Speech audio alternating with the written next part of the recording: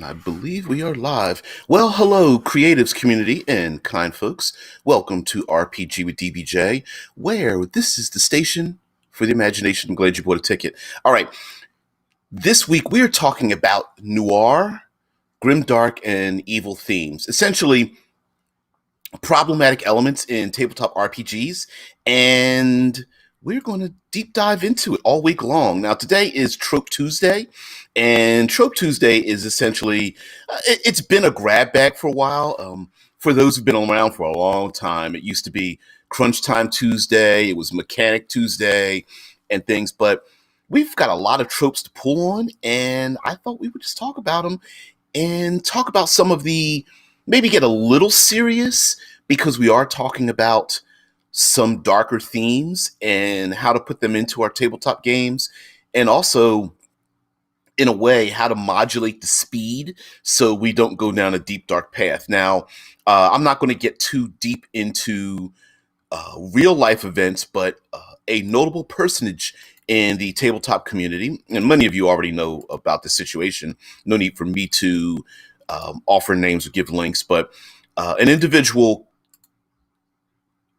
assaulted someone within the context of the tabletop game. So it was in the imagination space, but they broke a cardinal rule. And in our tabletop environment, we do have some social rules. And I know many of you who are brand new to gaming, not old and grognardian like the rest of us, know about or may have seen safety protocols put in place for tabletop gaming. And a lot of those are like something known as the X card. Essentially, there's someone puts a card on the table, and all you have to do is touch the card. It's a big old X on it. And that means that whoever is describing or delving into a particular type of thematic description or going a place that someone may not like, you stop. And it's a way to not have to explain it. And as a session zero, after, maybe this is something that has come up after a session zero, after everyone has talked about the type of game you're going to run. An example, and this is something I think oftentimes we don't even talk about in our own role-playing community, is that, even after session zero, let's say we've all agreed, like, you know what, we're beer and pretzel people. We're doing it online. We love adult language and themes, and we don't care. But what if someone's relative got sick, or their pet died, or they had a bad day at work, or they had a particularly intense, or found out some very important information about their significant other or loved one, or they had some upheaval in their life when it comes to job and finances and such. Maybe, just maybe, the subject matter at that specific time isn't appropriate for that person. And so that's why those safety protocols were in place. It's not because someone didn't agree to the thematic nature of what's going on, which could happen. Someone could say, yeah, I'm in the Warhammer 40K, start the game, and 3 sessions in, they're just like, I'm not really feeling this, and whatever, right? Or you start incorporating, people start getting further and further into descriptions of assault and torture, and not combat, but murder itself, injury to elderly, children, animals and things. And some people just have problems with that. And it could just be just a thing that has come up. Tired He Sleeps Who's Across the Pond says, thinking of the US and all my American friends today. Yes, it is a special time for us today. Tuesday, November 3rd. It is election day, talking about noir, grimdark, and evil themes and problematic situations. Yeah. Here in the fine city of Columbus, Ohio, there are people who are making preparations for their businesses to protect them because they are afraid of what happens if either side loses the election. And I'm just like rolling my eyes, like, are we that animalistic that, that we, and then the other part of my mind was like, yeah, if I was a business owner, my ass would be boarding up buildings too, you know. Unfortunate but true. Now, um, a lot of there's a our favorite moderator, Tesla Ranger, often cites things from TV tropes. It's tvtropes.org, and since today is Trope Tuesday, I thought we would go over a number of tropes, and talking about evil themes and noir and grimdark. Now, I think one of the problems with is our in the gaming community when it comes to tropes and such is our um, desire to want to embrace stereotypes and think that that's a good representation of evil when it really isn't. Um, the Zax 200 says no problem with evil themes. The crueler the bad guys, the better. Makes the PCs want to beat them more. Yeah, we talked about catharsis yesterday, and that's going to be a drinking game as we go forward. That one of the issues with having a dark theme, and there are some really dark ones. One of the most recently, one of the darkest themes I've seen, and oh my god, this gaming system is so beautiful. It's called Degenesis. I believe they are out of Germany. I'm sure their staff is worldwide, but the main individuals are out of Germany, and that RPG is dark. Yep, Game of Thrones and all. Yep, Song of Ice and Fire, which, by the way, you can't really. I mean, sure, we can point the blame at Grimm, George R. R. Martin, but really, he specifically was like, yeah, I pulled this stuff out of history and mythology. Like, these aren't things it's not like he made it up. He just reframed those incidences. I mean, we have real people who enjoyed, nobles that enjoyed torturing innocent people. Well, there was a woman that used to bathe in the blood of innocents, Vlad the Impaler, and it goes on and on. All the torture devices. If you just Google torture devices, you're like, yeah, we're pretty brutal. Um, we love as humanity, we love ourselves some genocide, and there are lots of cities literally built on the bones of the dead. Uh, we forget that evil themes actually include the combat that happens in our role playing games. I mean, a lot of it can be visually and thematically can be quite brutal itself, and so there's a lot of bloodletting that happens with role playing game characters. I'm surprised they don't leave slime trails like the slime from like slugs or something behind from all the cutting and impaling and burning and all that kind of business that happens to them, and then getting healed back up again and all of a sudden doing it all over again in the next encounter. Yeah, yeah. Whiskey one shot drink. Yeah, there's shit. Politics. That's a evil noir theme. Okay, so uh, I think some of the tropes we need to break in terms of let me start again. There's nothing wrong with evil themes, right? Whether there's torture and sexual assault and prejudice of all kinds, hatred for people. There's nothing wrong with having that in a role playing game, as long as we all agree that we're adults and this is the kind of thing that we want. And like Zax 200 mentions, where he says where Zax 200 says makes the PCs want to beat them more. It's if you're going to introduce that, you're going to make the lives miserable for the PCs. We need to leave space open enough for them to, strike back at those individuals. And he's asked me, have you ever read The Painted Bird? No, I have not. No, I have not. Maybe I'll look that up. We need to have space for the player characters to exalt, to open up in the world and go, you know what? I'm playing a Dragonborn, and all these people are like throwing rotted fruit and spitting on me, which, ill. But they also need to have the ability to have space to, prove to those people that they aren't, an evil lizard man, or that they're tiefling, but they aren't born of pure evil, if that is the kind of player they're playing. Now, if they're playing if your player characters want to play in an evil campaign, and this is always problematic because a lot of times when you hear someone say, "Hey, I want to play an evil campaign," it often devolves into, "I want to play a character that suffers zero consequences for the evil acts they play." I mean, they perform, and that isn't evil, right? We know in our own lives, while we tend to, those of us that have self-control and empathy for others and live in a civilized world, we don't engage in evil acts, but we look around and we go, man, you know what? It seems like evil people get away with everything. And it seems that way, but in a, and we, I read out the description of the analyses of what a grimdark setting is, like Game of Thrones. And that is that, yeah, you can engage in evil things, and seemingly you won't get, it won't come back, karma won't come back on you. But like in a grimdark and or noir setting, sometimes you're the perpetrator of your own demise, right? There are things that evil people do, and sure, not today, maybe not tomorrow, but a lot of times they burn bridges. They ruin the world around them. There are people who don't trust them any longer.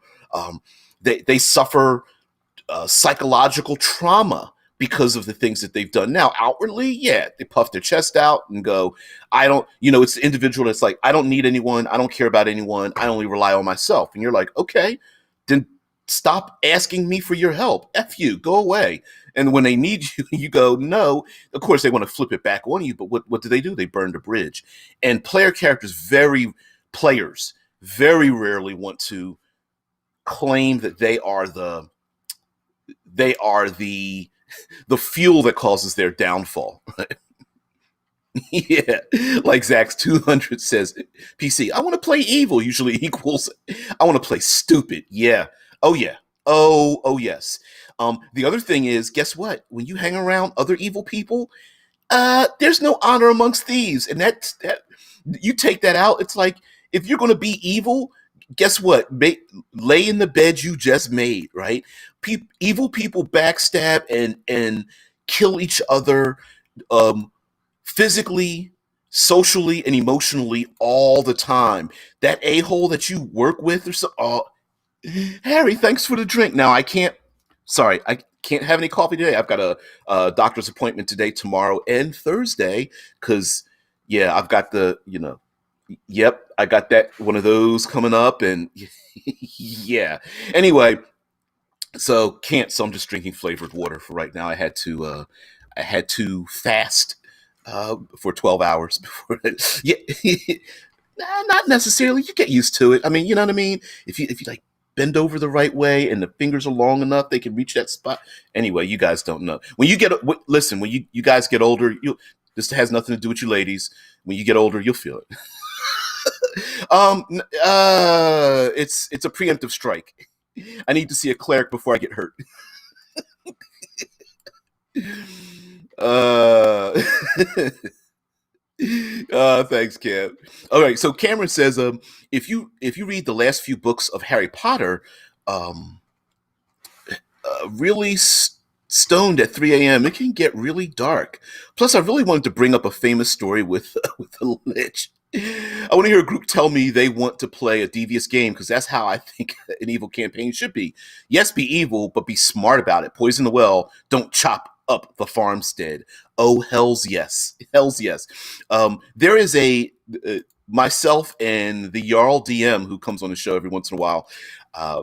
We love ourselves a television show called The Wire. And it's an older television show. You should binge it if you're bored. And well written. It's a little dated technologically, but uh, the the Wire is about Baltimore, Maryland, and the police and criminals. It starts out with drugs, but it goes on to other things. And the majority of the characters in that show are what we would consider evil, um, self self-absorbed, jealous, envious, vindictive, uh, prideful, arrogant, all of those things. But when you like Game of Thrones, when you get a chance to ride beside them, ride on their shoulders, you end up realizing that there's a reason why some of these people are that way. Now, it could be because of the world. It's your classic Gotham idea, right? Hey, everybody else is evil. I might as well be as well. And there are reasons why people get pushed that way, pushed to make those decisions that without context, we go, man, they're really evil. And that's where you really get to get into the nuance and such. Like Zax 200 says, evil campaign says, we're supposed to turn on each other. Who cares if it's session 1? Yeah. Oh my goodness. Oh, that whole back in the day when I started this channel, it's like 5 years ago or something. I did a whole series on like the worst player, worst DM, worst player, right? And there's a whole bunch of them, like the contrarian, the railroad, the derailer, the power gamer, the meta gamer, like all that kind of stuff. And one of the most idiotic things to do in a role-playing session, and I mean this from a practical sense, is to turn on your own party. Why? Because let's say there's 4 people.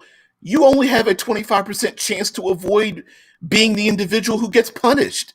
If you steal from a group of 6 people and you're sneaky Sneakerston, they're going to know it's you. That's not a smart thing to do. I'm going to steal from a paladin because the paladin knows you're a thief. Like, what? Of course they know it's you. Like, right? Like, that makes no sense. As opposed to, say, piracy in the real world, where they literally had a profit sharing mechanism. Yeah, people doing evil, heinous things, sharing their profits and taking care of each other. That happens. Evil people do those things all the time, and because our description of what evil is so vague, it's based on time and space and culture and circumstance and all that kind of stuff. Would a lawful evil character turn on someone, though? Interesting concept. No, all lawful evil characters would turn on them, given the opportunity. Yes, they would. If the rules presented lawful evil, I think of it as a corrupt lawyer, right? A lawyer that works for criminals. Think about how not corrupt, and think about how a lawyer who is very good at their job is able to defend criminals without themselves committing criminal acts. And that's basically lawful evil, right? Lawyer walks into room, sees 2 criminals talking about putting a hit on someone. Lawful evil lawyer goes, la, la, la, I don't hear this, walks out. They know what they're talking about, but by law, I didn't hear it. I mean, I could assume what they were saying, but I didn't hear it. It's the same thing. Same thing with journalism. A journalist talking to a serial killer. Journalist does not reveal their sources. Same thing. Similar in terms of abusing the rules, using and abusing the rules. Zax 200 says a game that did Noir and Grimdark really well was Age of Decadence. I'm not familiar with Age of Decadence. You can give a description if you want. Yeah, Zax says lawful evil, Hitler, Stalin, chaotic evil, Genghis Khan. Yeah, if you also lawful evil people tend to make rules that only benefit themselves, and then say you can't break the rules. You know what I mean? Why did you eat my food in the refrigerator? Didn't have your name on it. I didn't see your name on this. Kind of thing, right? Oh man. Vince says jumping in for a short time. Okay, all right, dude. Anytime, man. Yeah, Cameron says Darth Sidious is lawful evil. Yeah, it's if we want to go down the since it's Trope Tuesday, let's talk about it. So let's talk about let's argue, because listen, alignment has been the one thing that we can all agree that none of us agree on it, right? So I guess we could do that. But first corona test came out negative, but I need another one. I've had a coronavirus test early on. You guys know that I had bronchitis for a while, and I did that. Yeah, it is. Well, I don't know if you could blame it on being sick or blame it on the time of day that I get up. I sometimes feel like my voice hasn't woken up yet. I can do this gravelly rumble in my throat sometimes when I'm not quite awake yet. So yeah, is it that real? Is it that bad? Testing, testing. I might need new audio anyway. Although it might not be the audio, it might be the dead spot in my voice because I can hear it. Um, so age of decadence setting, thanks Zax 200, is like 1 to 200 years after the collapse of a fantasy Rome equivalent. The cataclysm has come and passed. Your character was born, raised, and will die in the dark ages.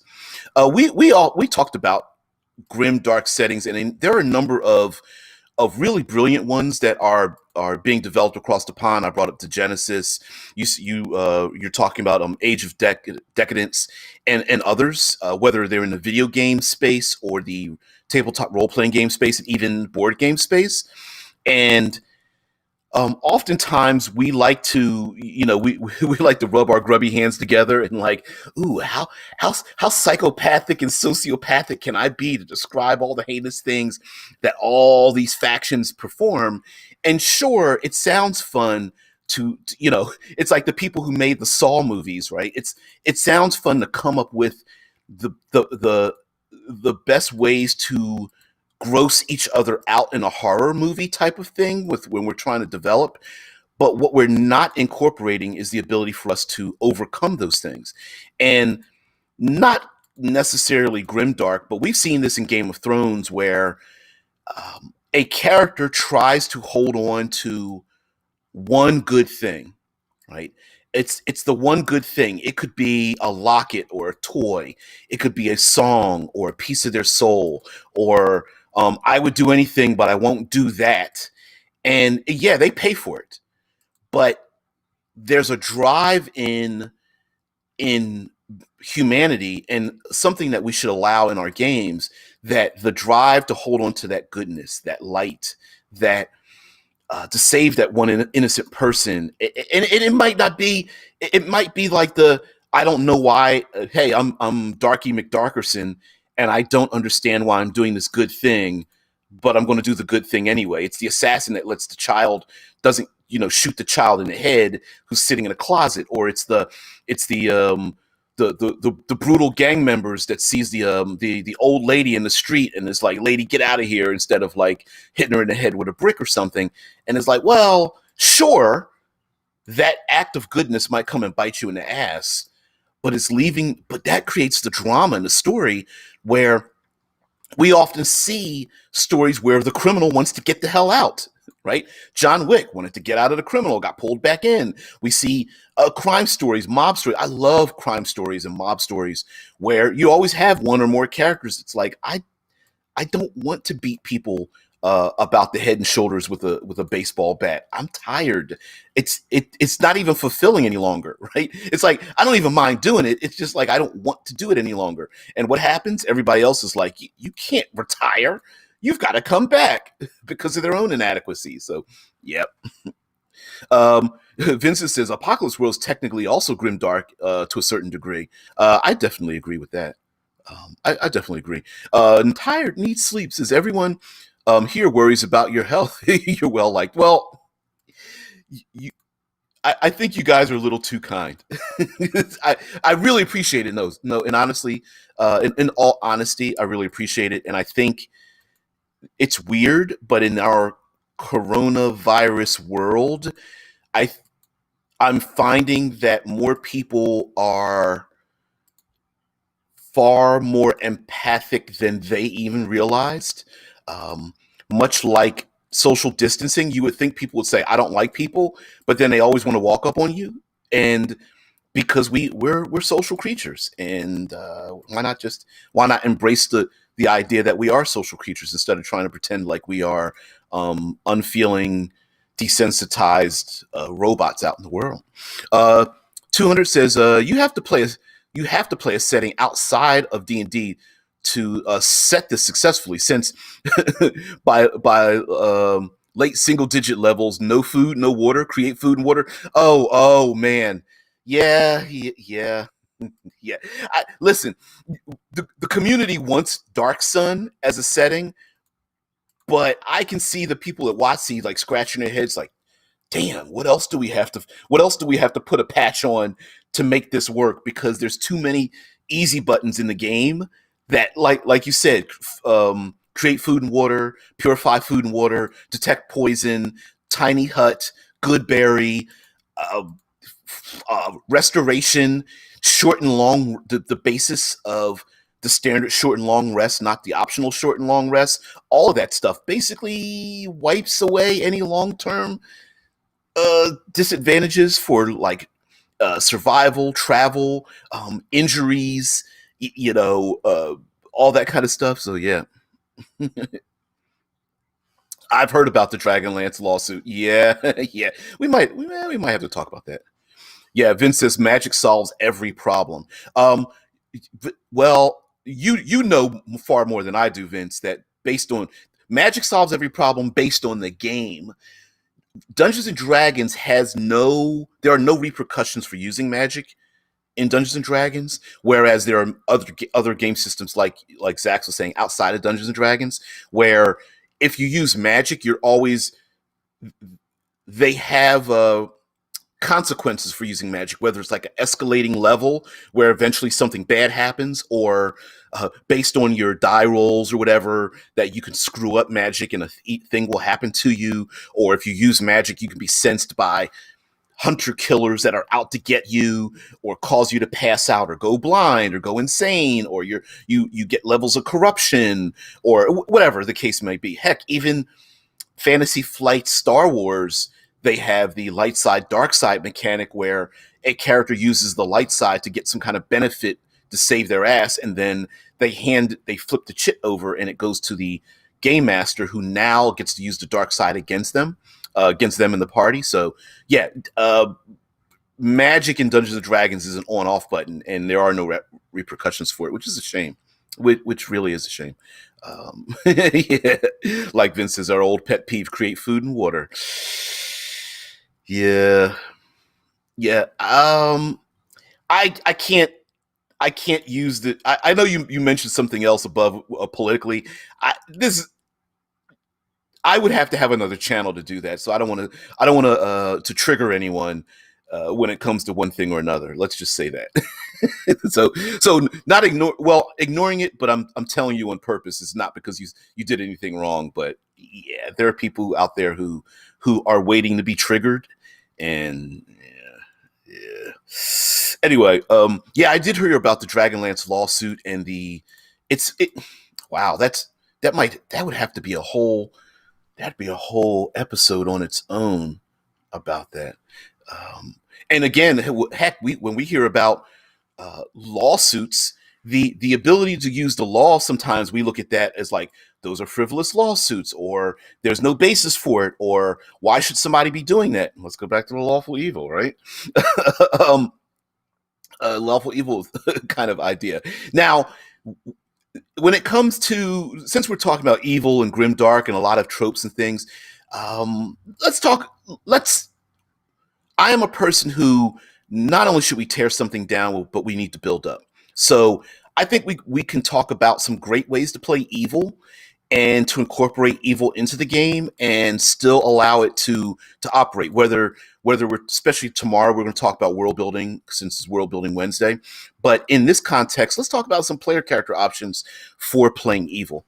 And maybe go down that path. That way we can kind of stay on target and whatnot.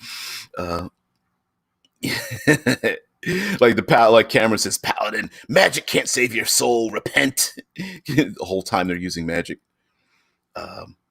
Vince says, I think it's fun exploring evil sometimes. Oh, yes. As a matter of fact, we know that role playing games are quite therapeutic.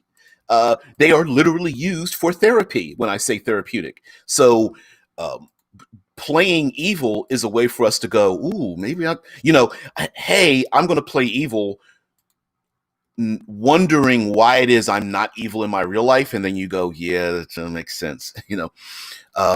Zaz 200 says, I imagine that most D&D worlds take place in their world's Carboniferous age. Giant trees, giant monsters, no or little gunpowder. Coal is only what you make from chopping wood. Yeah, sure. I mean, yes, although Dungeons and Dragons is weird because it's like it does have a setting. It's weird to say that it does have a setting because They do have details, but at the same time, it's pretty vanilla. It's pretty open. There are rules. There's optional rules, like multi-classing is an optional rule just as much as firearms in the Dungeon Master's Guide are optional as well. So, yeah.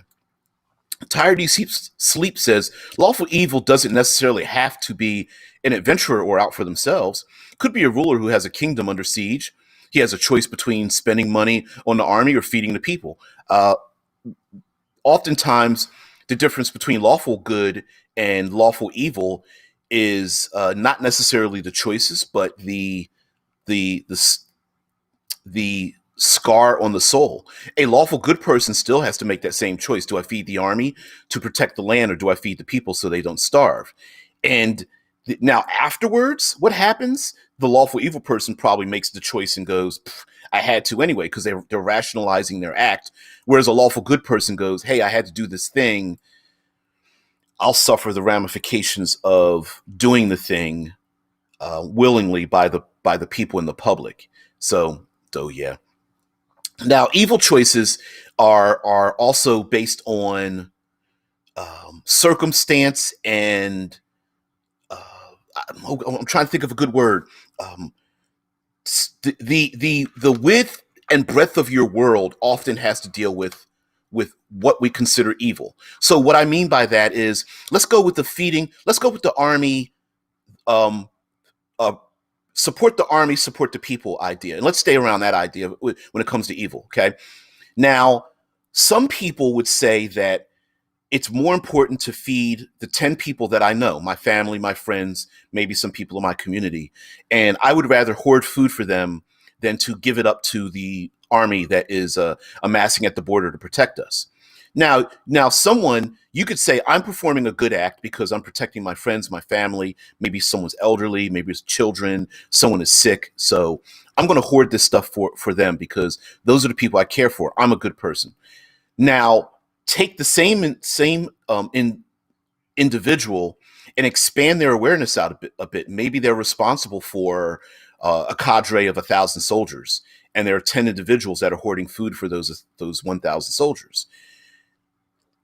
Understanding that they need to protect maybe a larger population. I've got to protect 10,000 people with my 1,000 soldiers.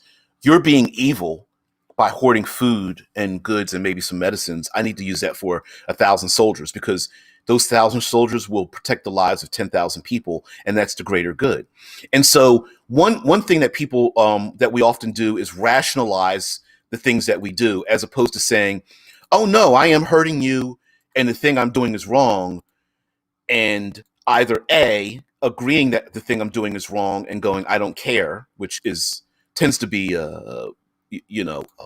we consider to be classifying as evil, or saying that the thing I'm doing is wrong anyway, and then paying the cost of doing the wrong thing, right?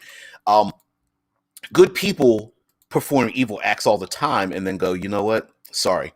You know what?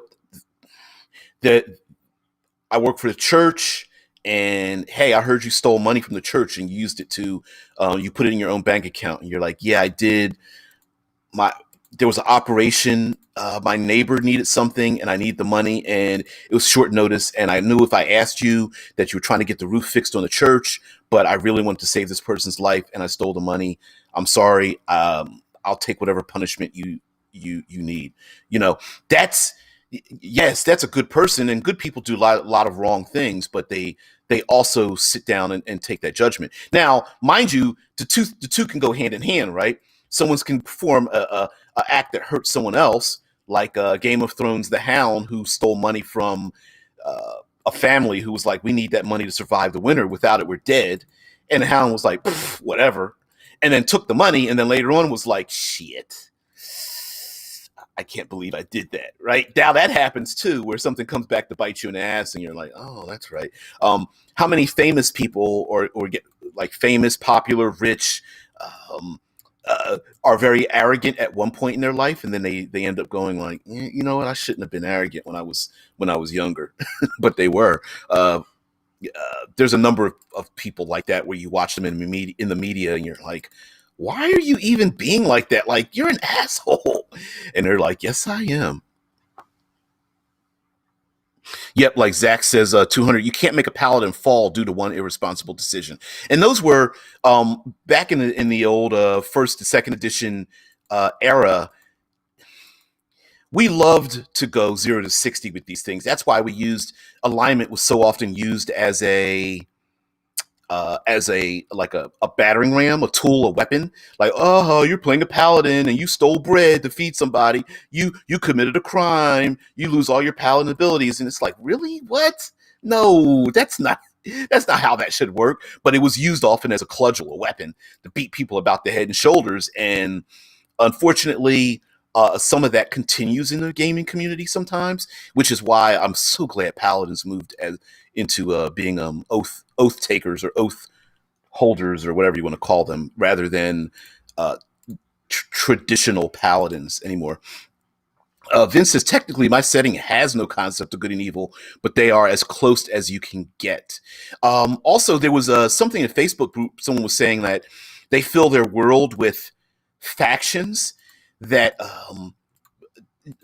thinking of the yin yang symbol, where you have the curved, you have the orb, and you have the curved white and black, and there's a little black inside of the white and a little white inside of the black, is a great way of thinking about things where you can have create any number of factions.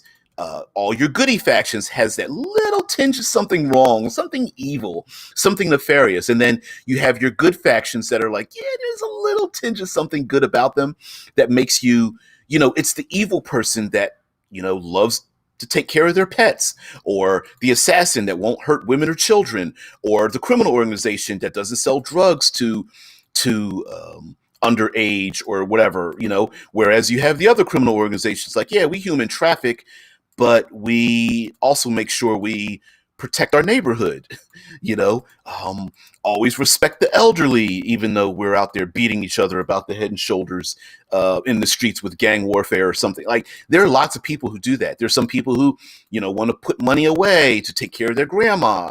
And when grandma smacks them in the face, they're like, I'm sorry, grandma. But they flay people's flesh. That's a real thing. There's heck, in our real world. Sorry, Vince. I'm not focusing specifically on this, but I got to bring it up because I already went there. There are video images of Hitler playing with his kids or something, and it's like it's this moment of tenderness from how the world has saw someone who could commit such heinous acts. And lots of people, you would think that on the outside, you're like, oh, no one's like that, or that's not realistic. But we do it to ourselves. If I'm selfish and heck, I walk past a homeless person without thinking about it. I do that. Sure, should I? No, I don't know everyone's circumstance, but I grew up on the East Coast, and there were whole homeless cities, and you either are overwhelmed with empathy and you would go home crying all the time, or you put up a shell and you're just like. And now, mind you, there's some people, I could rationalize it away as mental afflictions I can't help, drug addiction, they're just being lazy, and I could rationalize all those kind of things if I want to, but not really. I'm pretty much an a-hole for stepping over the homeless people and not caring about them. I could stretch my finances out a little bit more. Now, of course, mind you, there's so many other things in life too. You've got, like, who do you give your money to, and what's the best way to help people, and can you really change the world that way? And you have all those problems as well. But we love to rationalize our way out of the evil things that we do. And sometimes those evil things might be very small. Like a goblin might just want to steal some fruits and vegetables, and that's as far as they go. Zach 200 says, always make my players write three-dimensional 3D in their alignment block. I expect well-crafted characters who are multi-dimensional. As DM, I only use alignment when monster blocks determine battle tactics. I'm the same way. I use alignment as a world-building tool. I don't really, I don't even want to bother getting into the alignment argument, because I think it's a perfectly good tool. I think there's a problem with us.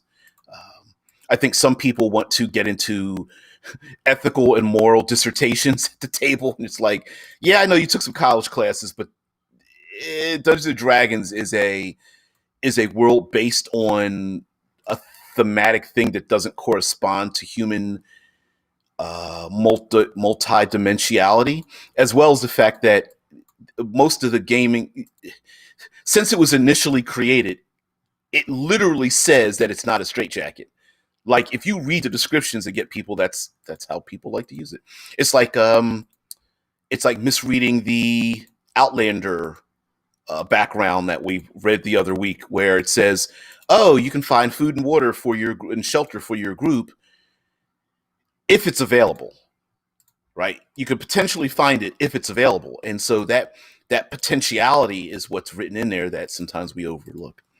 Same thing with, like, I don't know what's the other rule. Improvised weapon doesn't say that it only does a die 4 damage. It says it does a die 4 unless the dungeon master says that it corresponds to the size and shape of a weapon of the same appropriate size, in which case consider it the weapon. But we love not to read the thing moving forward.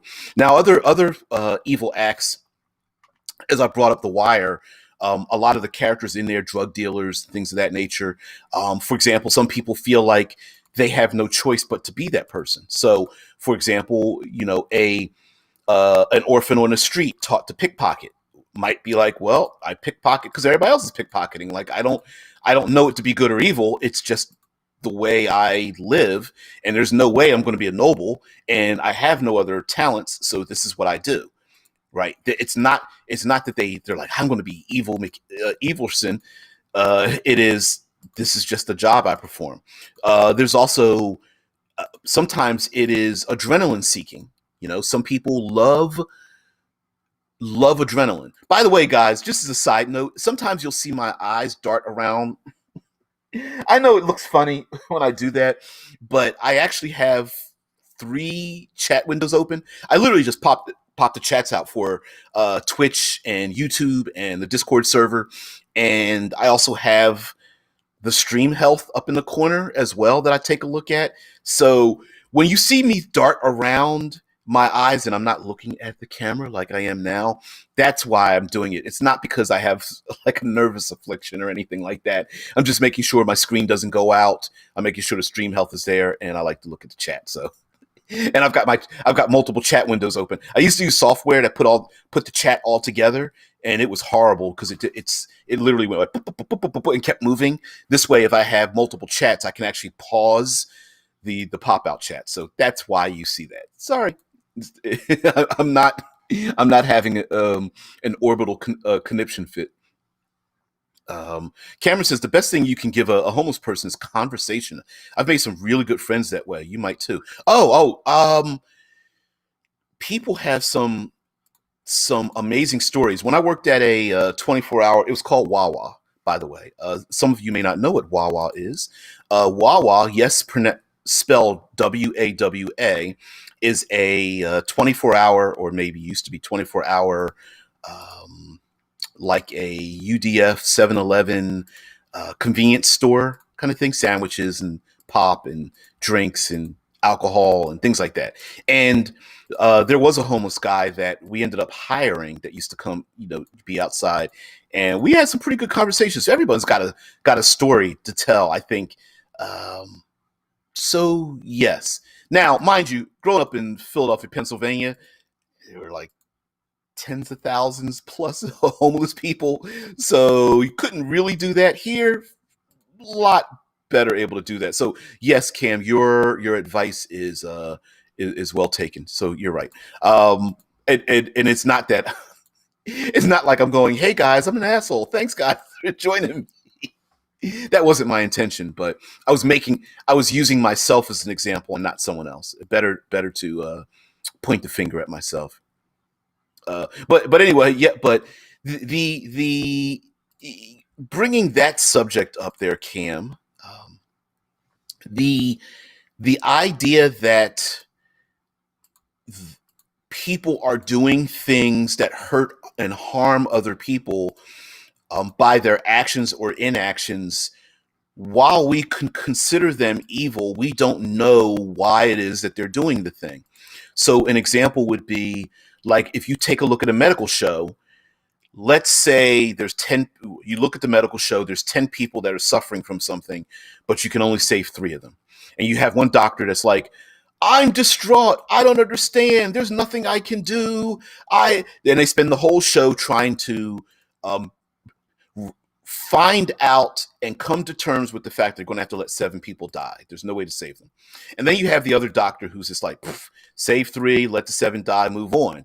Now, the end result is that they both made the same decision, but one of them did it and was callous. And that's why that character ends up, the next time something like that happens, someone else looks at them and is like, you better step away because I know how you feel, And now the person may have made that callous decision.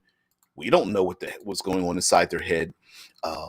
They, just like soldiers that go to war, sometimes they have to perform certain particular acts and whatnot. So scope has a lot to do with evil acts as well as like why. Like I'm playing a rogue. I'm going to steal from my party, and the answer is why. Is there a jealousy or envy involved in it? Are you stealing something because it's part of your heritage? Are you angry because of past acts? Maybe those prototypical, stereotypical orcs or goblinoids are that way because for generations those paladins have been slaughtering their people, their babies and pregnant women. So yeah, they're pissed off. Now the next generation comes up and people are like, I don't understand why they're evil. It's much like our real world society of like terrorism, right? We tend to go, well, I'm not responsible for, supporting these petty dictators so we can get some oil. But the people living there are like, yeah, but we're pissed off because you just ruined our lives. And so there could be this a legacy that has to deal with it, or social strata. Hey, I'll never be a noble, so F you guys. So this is why I am the way that I am. It could be, there's also the nature of feel the punishment, commit the sin. So yeah, I'm dragonborn and no one likes me because I am of dragon kind and people hate dragons and they treat me bad. So screw it. Why should I be nice to them? Now I'm just going to take whatever I want. Or some of it can be a little bit of, how do I say this? There is okay, so in the Black community here in the States, there's something known as an Uncle Tom.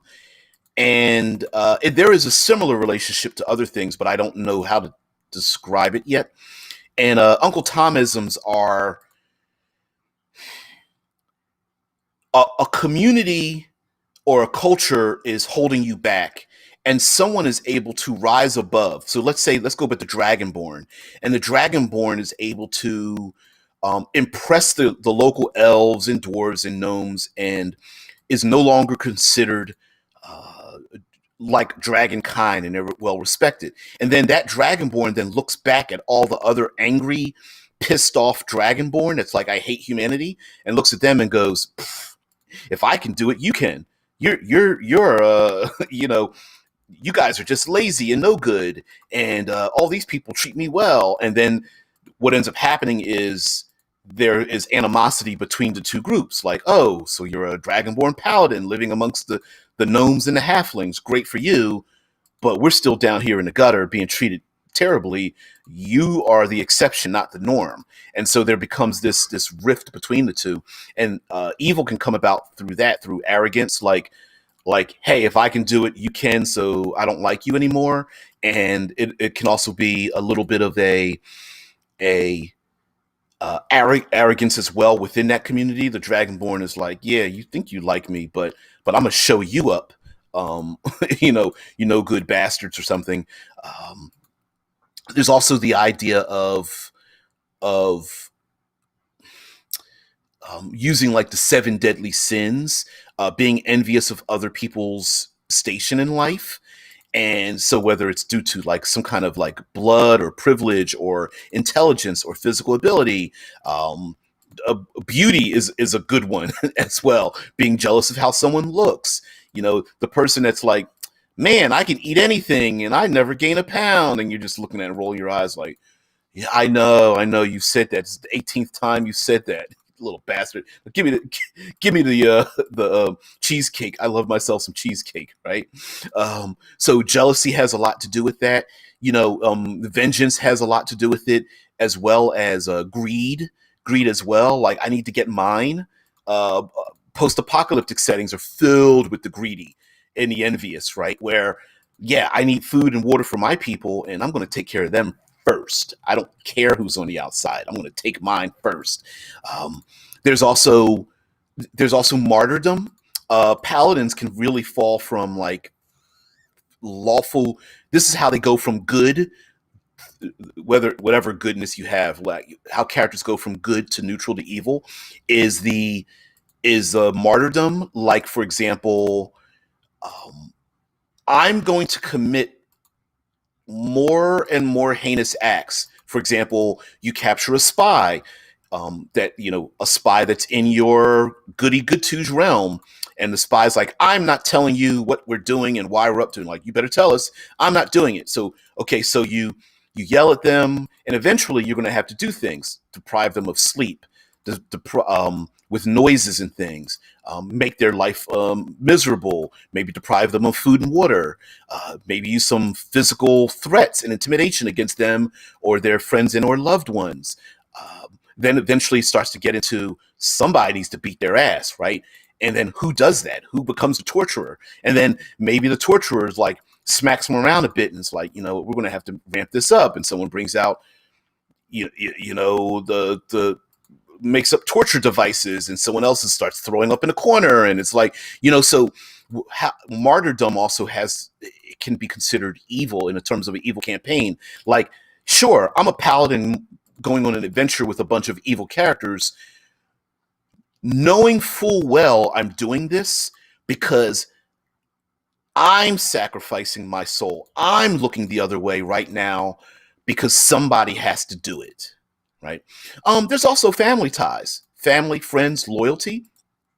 Two soldiers coming up together, brother and sister, family members, cousins. There's a link between the two. One of them's always been trouble when they were growing up. The other one's like, oh, they've always been. Mom always liked them best. Always a goody two shoes. They get older, and what happens? We see this happen in many of our intellectual properties. One becomes a cop, one becomes a criminal, but they're related, and that's a great story idea to put together. Yeah, I'm a paladin, and the other one's like, yeah, I'm an assassin, and we're twins, or we used to be in a relationship, or that's my dad, or or that's my younger sister. And it's like, and then you have the back and forth where the assassin's like, we could have solved this. I could have just poisoned the hell out of them, but I'm doing it your way. See what happens? And then the paladin goes, maybe the paladin's like, damn it. Okay. Sneak over to Castle Wall. Okay. Listen, you know what I'm going to do. Yeah, I know. Just get it over with. Right. Or, yeah, we captured the goblin. I don't want any parts of this. Just extract the information from him. And like, okay. Paladin pulls out the blades. Assassin pulls out blades. Paladin walks away. Or assassin goes, you want me to do this? And the paladin's like, no, because you're going to enjoy it too much. Let me do it, right? That would be a great back and forth as well. Also, loyalty in terms of talking about familial or relationships, about dealing with good and evil people and being loyal to people. For example, there are, in my real life, I know of a person whose their child's an adult now, but they were, and still are dealing with drug addiction. And drug addiction turns you into an evil person, lying and cheating and stealing and all that kind of stuff, corruption, and they still love that person. But we can go even further with honor and duty. There's the story of the 47 Ronin, where I'm not evil per se, but I'm following instructions by someone else, despite the fact that they're telling me to do things that maybe I don't particularly want to do. And so maybe that's a very lawful, neutral kind of thing, where I'm just following the rules. And they told me to lay waste to the village. I'm going to lay waste to the village. And or someone told me to sneak into your encampment. I'm sneaking into it. I suppose a lot of like Black Ops special forces would correspond to that. They are completely loyal to their nation state. They are loyal to the people that they take care of. They want to see that, and I guess martyrdom kind of fits into that as well. Yeah, I'm going to have to pop people in the head and kill them and slice their throats and torture people, but it's all for the greater good. It's all for the goodness of or protecting this other region. And again, rationalization, but whatever. That's a great way to play evil characters. Also, it's a growing. Another thing could be when it comes to scope is the idea of religion is another way to rationalize a thing.